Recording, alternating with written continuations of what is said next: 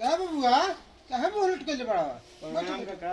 खुश रह का समाचार बसौना लोग लवा कि ना बसौन ना बसौन तो ना लोकल है बड़ी आज हमारा जो गलती काम कर दिया होगा। का कर देलक बड़ी गलती की बहुत उदास लागत रहा हो कहा मत कि अपने भोज खाए चल गलवा हमारा ना लिया गलवा ऐसा काम कर दे 3 महीना से तू कर रहा काका और वो पुलाव वाला भोज खाए चल पुलाव वाला भोज बसौन ले ले जान जा के हुई प्रणाम काका।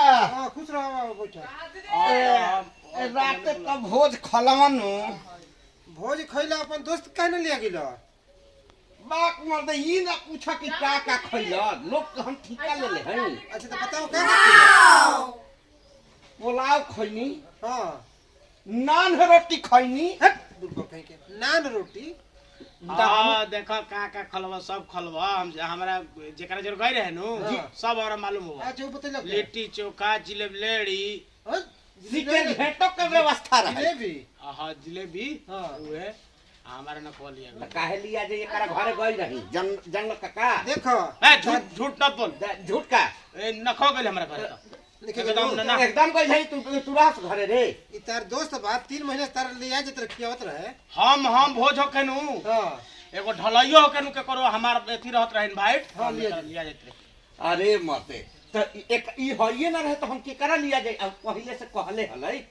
अच्छा हाँ। तो इनका घर जाके देखता घरे त घरे रहे ना हां रहो झूठो के अच्छा अब हम ना बोलबो म देखा कान धरे दे तारा सामने ना बोलबे नु ना ऐसे मत करो लोग कोटिस मत करो तो एकदम ना ना। बोलबे ना बोलबे। ऊ पुलाव वाला भोज हमरा जान जा कि इतना माने रात भर हमरा नींद नहीं खेला गल हाँ। सुन लियो ई तो बात तू एकदम सही कहता है आ ऊ हमनी के लंगोटिया यार हां हां तो जाए तो ठीक बा तैयारी खत्म नु। हां एकदम यारी यार खो चाचा काल एगो भोज के तैयारी हवा काल सांझ बड़ा बरियार भोज हवा काल सांझ के। कजी ले जाइए यार कई यार त ई कहै छु तैयारी ना रही से त भाई कटिस भाई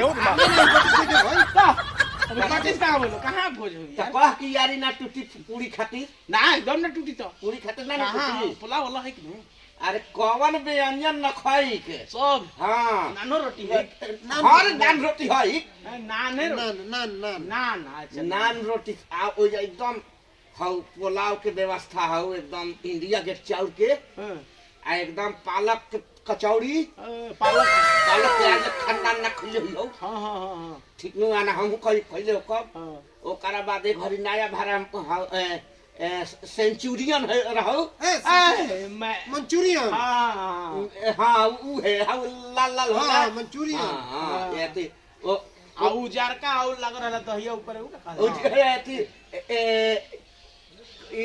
इरमिती कहला इरमिती। ना ना मिलती अरे गोल गोल होते होते अच्छा होते ठीक कहला दही लग रहा ऊपर हाँ, अच्छा दही बड़ा। हाँ दही बड़ा दही बड़ा हाँ दही बड़ा हाँ दही बड़ा वे होला नु हाँ, हाँ। चल यार हैं? चल तब यारी हमन के रही ना तो हाँ, चलो जा। ना तो तू कटिस करे ना लगल। कटिस का चल